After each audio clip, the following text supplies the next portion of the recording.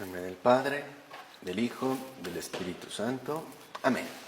Bien, pues dejando que este mensajero siga propagando su propio mensaje, este mensaje de salvación para todas las almas, hoy también creo que vale la pena hacer énfasis en este aspecto central y es la cuestión de la justicia.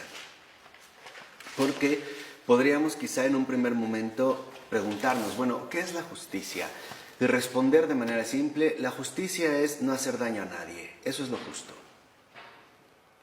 Lo justo es no dañar a nadie, sino beneficiarlo, de una o de otra manera. Esa es la justicia.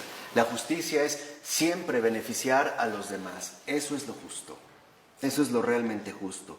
Por eso, por ejemplo, Santa Gertrudis a nadie, por muy querido amigo que fuera, hubiera defendido ni con una sola palabra, aunque fuera contra su enemigo mortal, si eso iba contra la justicia.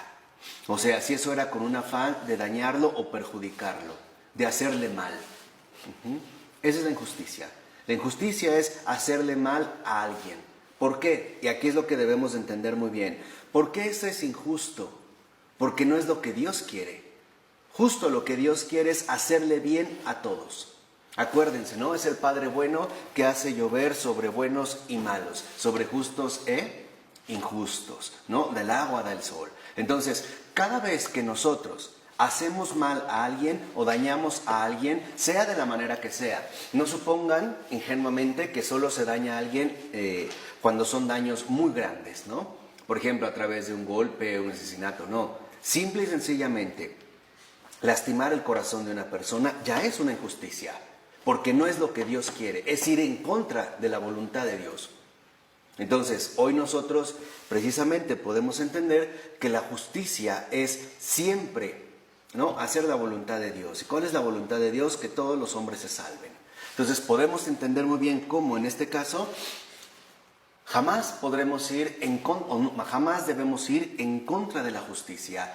De ninguna manera nos debemos plantear ofender o lastimar a alguien. Por eso incluso Gertrudis hubiera admitido hacer mal a su propia madre si así lo exigía una causa razonable, antes que admitir una injusticia contra su enemigo, por muy contrario que le resultara. O sea, el hecho de que no ser partícipes, ¿no?, jamás de la injusticia. Por ello, también Gertrudis nos aporta un criterio muy valioso. Toda amistad humana que no tenía su fundamento en Dios, la alejaba de sí como un veneno mortal. Vean, toda amistad humana que no tenía su fundamento en Dios, o sea, que no tenía su fundamento en ayudar a los demás, que no tenía su fundamento en ser fiel a la salvación de las almas, la alejaba de sí como un veneno mortal. ¿Por qué? Ahora lo podemos entender. Porque entonces esta amistad que no tiene su fundamento en Dios, a lo único a lo que va a conducir es a las injusticias. Esta amistad que no tiene el fundamento en Dios, es decir, en la salvación de las almas, no se va a detener si es necesario ofender, maltratar o humillar a alguien más, sea de la manera que sea. Y ella la alejaba de inmediato como un veneno mortal. Aquí vemos cómo incluso no le importaba renunciar a su propia reputación, a su honor, ¿no? ¿Qué van a decir de mí? Porque hoy tal parece que buscamos siempre como quedar bien con los hombres a costa de quedar mal con Dios, ¿no? Para que no me digan, bueno, voy a entrar, voy a participar, pero pues no, me mantengo al margen, pero en realidad ya estamos también bien enrollados, ¿no? Ya estamos como bien, en este sentido, involucrados. Entonces, lo que nosotros aquí también podemos comprender es que a Jesús no le agrada para nada la injusticia, para nada. O sea, a Jesús no le agrada para nada que nosotros seamos cómplices de la negación de su salvación, que propaguemos justo lo opuesto a lo que Él dispone, que es la salvación de las almas. Lo justo es que cada persona reciba lo que Dios quiere darle. ¿Y qué es lo que Dios quiere darle? Su salvación, su liberación, su sanación, o sea, su amor, su ternura, su restauración, su comprensión, su calor, ¿no? Su vida. Entonces, por ejemplo, vemos que en este sentido, Gertrudis también nos enseña a que la vida más grata para Dios, ¿no? La vida de su criatura más grata, es aquella que se dedica diariamente a dirigir a los demás hacia este amor. Esa es la vida más grata para Dios, ¿no? De aquella criatura que básicamente está empeñada en que todos se salven. Y este empeño se ve a través del aprovechamiento de sus dones que el Señor le ha dado y también de la disponibilidad para que el Señor multiplique estos dones o los quite en favor de otros según su voluntad y según sus planes de salvación. ¿Por qué? Porque en realidad lo justo es incrementar el número de las almas fieles. Entonces aquí ya tenemos que empezar a hacer un breve repaso acerca del empleo de nuestro propio vocabulario, ¿no? Cuando hablamos de justicia, hoy en día, por ejemplo, lo hacemos en términos enteramente jurídicos y entendemos justicia como ajusticiamiento, como castigo. Por ejemplo, exijo justicia, es decir, que lo maten o que lo atrapen. Esto no es justicia, eso es ajusticiar, eso es afán de aniquilar. Y dicho de otra manera, el ajusticiamiento proviene del odio.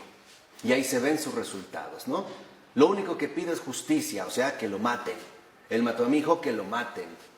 Y esto no es más que producto precisamente del odio. En cambio, la auténtica justicia no viene del odio, viene del amor. No sé si queda claro, para irlo aclarando. La justicia es no interferir en los planes de salvación de Dios, no dañar a nadie, de ninguna manera. Ni de manera exterior y tampoco de manera interior. Por ejemplo, pensando mal de la gente antes de pensar mal de uno mismo, ¿no? Yo te recuerdo que eso es una gran lección de San Anselmo, ¿no? San Anselmo decía, prefiero equivocarme de mí antes que pensar mal de los demás. Hoy justamente la tendencia es todo lo contrario. Por ejemplo, si estás en la calle o sentado y alguien se te acerca así como que de manera sospechosa, de antemano piensas mal de él, ¿no? Pensarías que es un ladrón o un delincuente o que simple y sencillamente es alguien que te va a hacer daño. Cuando lo primero que deberías de pensar mal es de ti, o sea, ¿por qué soy un mal pensado? ¿Por qué de antemano no me adelanto a juzgar a esta persona?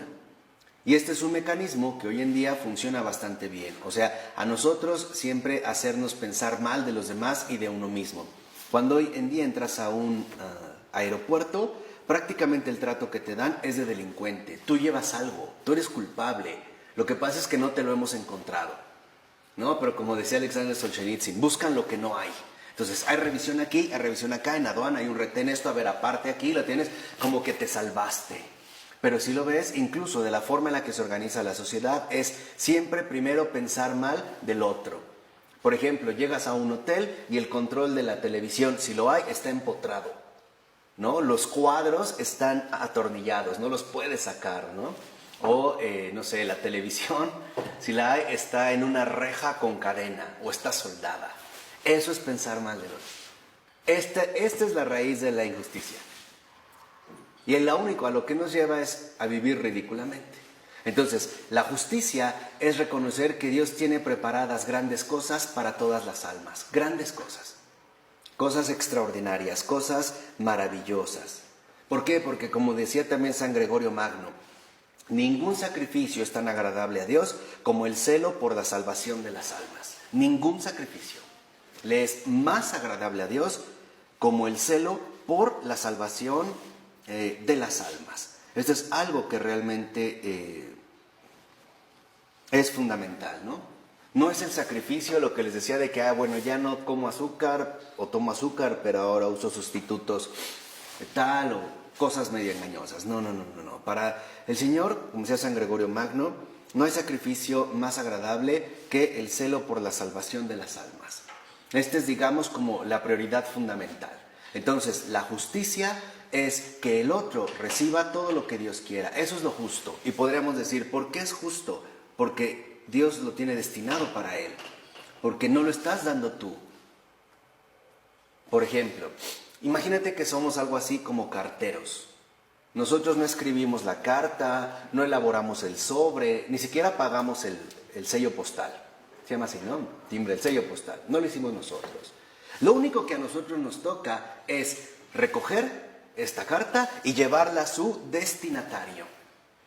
La injusticia es cuando yo la recibo y la rompo. Y él se quedó privado de lo que le pertenece.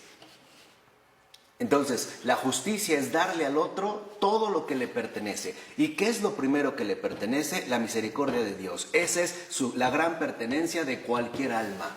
Por eso nosotros no podemos decir jamás que alguien no tiene perdón de Dios.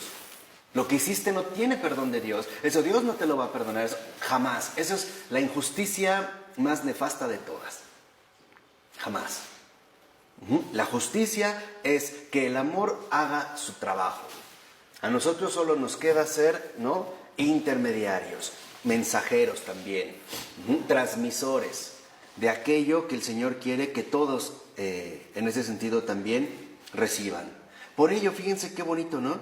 Es curioso cómo en algún momento Gertrudis se afana en los trabajos, en las actividades, y de repente el Señor se vale de muchos de sus amigos para comunicarle que ya deje esas fatigas y se entregue solo a él, ¿no?, a su amante, con todo su fervor. ¿Qué significa? Que quizá también a nosotros nos está primero invitando el Señor a que en estos momentos dejemos ese activismo que a veces nos absorbe y que nos llena de ocupaciones, pero que quizá no es el medio o el modo mejor de transmisión más adecuado, al menos no el que Él quiere. Por eso, lo que el Señor también busca es que primero entremos en una intimidad profunda con Él. ¿Cómo? A través de la oración. Recuérdenlo, la oración precede a la acción. Primero es la oración, después vendrá la acción. ¿Para qué? Para que también nosotros no nos dejemos agobiar por toda esta serie de actividades que muchas veces se van acumulando de tal manera que perdimos incluso esta suavidad interior, ¿no?, que sería justamente la cuestión de la contemplación. Entonces, lo que vemos es que también estamos llamados siempre a colaborar en la salvación de los demás. ¿Cómo? A través de la justicia. Y la justicia también es soportar quizá muchas incomodidades para defender la verdad. Aquí es también donde nosotros estamos llamados a descansar en la consolación. Porque hoy no es nada raro que, por ejemplo, una gente se afane en sus actividades, en sus labores, pero no se deje consolar. Hoy hay una tendencia clara, y eso también es injusto, no recibir lo que Dios quiere que reciba. Por ejemplo, consolación, recreación, alivio, sosiego, paz, etcétera, etcétera, etcétera. Eso es injusto. Esa es una injusticia personal. El no dejar que Dios me dé todo lo que Él quiere, ¿no?, maravillándome con su bondad. Entonces, aquí ya nosotros empezamos a detectar un aspecto central. ¿Qué es, digamos, la justicia para Dios? ¿Qué es lo justo? Que no olvidemos jamás cuánto nos ama. Ese es el primer paso de la justicia. Eso es lo justo. Que jamás perdamos de vista que Dios está lleno de una ternura infinita para toda alma, para cualquier alma, sea la quien sea, sea el alma que sea. Y que a cada uno de nosotros nos ha mandado precisamente a ser testimonios vivos de esta maravilla, de esta cuestión precisamente extraordinaria. Y también no olvidar que el mismo Señor Jesús, nuestro Señor Jesucristo, suple ante el Padre todo defecto que detectemos en nosotros o incluso en los demás. Y más bien se dispone siempre a llenarnos de más gracias, a premiarnos constantemente, tal y como si lo hubiéramos hecho nosotros mismos. Es decir, no te pongas a detenerte o a bloquearte por el hecho de que detectas algunos defectos en ti que pueden ser continuos o repetitivos o sumamente intensos. El Señor suplirá estas carencias. Lo único en este sentido es que realmente apaguemos nuestro corazón a la justicia. O sea, a no negarle a nadie lo que Dios quiere darle. Y lo primero que quiere darle, ya lo dijimos, es misericordia. No podemos de ninguna manera negar la misericordia, porque ese es el gran acto de injusticia que precisamente hoy en día ha convertido en una orgía de destrucción a nuestra sociedad contemporánea.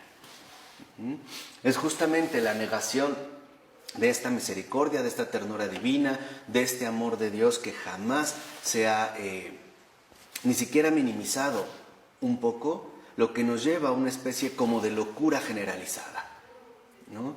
Tal parece que hoy nuestro empeño va en sentido contrario. Por ejemplo, hacerle creer a los demás que Dios no existe o que si existe no le importamos.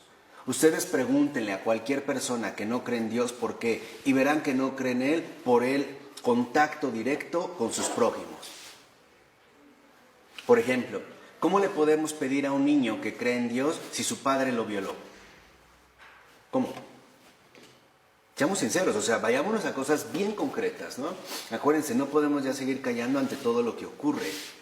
¿Cómo puedo creer en Dios si se supone que la gente que me rodea, en lugar de ayudarme, me perjudica, se burla de mí? Piensen en un fenómeno tan drástico como el bullying. ¿Por qué el bullying hoy en día está destruyendo vidas? Es el hecho de considerar, ¿no?, que nadie me defiende, que estoy completamente indefenso, que todo el que me rodea no es más que una bestia feroz que espera la menor oportunidad para poder despedazarme, para poder destruirme, a través de humillaciones, de desprecios, a través de burlas, de comentarios indebidos, de palabras ofensivas, de infidelidades, de chantajes, de engaños. Pareciera que entonces, ¿no?, la gente se convierte en una especie de bestia salvaje de la que hay que cuidarse antes de que nos devore. Aquí vemos un contraste fundamental. Tal parece que entonces los ciudadanos del cielo se transforman en no ciudadanos del cielo, en negadores del cielo o promotores del infierno, ¿no?, si lo queremos ver en estos términos que ahorita estamos nosotros precisamente comentando. Entonces, así como Santa Gertrudis, también nosotros debemos apegar con todo fervor la justicia, que nadie se quede sin aquello que Dios quiere que reciba, nadie, porque la única manera de que alguien se quede sin lo que Dios quiere que reciba es que nosotros seamos o negligentes o rebeldes para contribuir en esta obra que de hecho es Dios el que la está realizando, ¿no? Que es Dios precisamente el que la está llevando a cabo. Entonces necesitamos abrir el corazón para tener muy muy claro lo siguiente. Lo principal es que ya no haya injusticias, que nadie se quede privado de todo lo maravilloso que Dios tiene preparado para él. Fíjate cómo es muy curioso, cuando de repente en una situación particular de tu vida aparece una persona que te da aquello que necesitabas, no sé, el consejo, una luz mínima, un abrazo, una palmada, ese dinero que necesitabas para pagar algo, o te transportó a donde tenías que ir, o te ofreció una paleta, aquello que necesitabas, intuimos que ahí no es el hombre el que está obrando. Sabemos claramente que ahí hay algo más de por medio. Por eso no es casual que a veces en estas circunstancias hasta llegamos a decir, eres un ángel. ¿Qué queremos decir con esto de eres un ángel? Quizá lo que estamos queriendo decir sea lo siguiente, ¿no? Eres un buen colaborador del cielo. Eres un ciudadano del cielo. Así como cuando llega un extranjero a un país distinto y los demás lo empiezan a ubicar por su acento, ¿no? Oh, vienes de tal lugar o de tal lugar o de tal lugar. Reconocen el lugar, digamos, del cual proviene, ¿no? Reconocen su lugar de origen. Y ojalá, realmente, y esto es fundamental, ojalá que en cada uno de nosotros este lugar de origen sea la patria celestial, para que cuando nos manifestemos ante los demás como ciudadanos del cielo, reconozcan que Dios jamás los ha dejado de amar y que si nosotros tenemos dones, o más bien hemos reconocido y aceptado libremente los dones que Dios nos ha dado, porque toda persona tiene dones, sepan ante todo una sola cosa, que la manera o los dones que nosotros tenemos nos han sido dados para ellos. Dicho de otra manera, que hemos sido enviados a la tierra para ellos y por ellos. Pidámosle a Santa Gertrudis que esta sea una convicción tan profunda en nuestro corazón que nada ni nadie la pueda arrancar. En el nombre del Padre, del Hijo y del Espíritu Santo. Amén.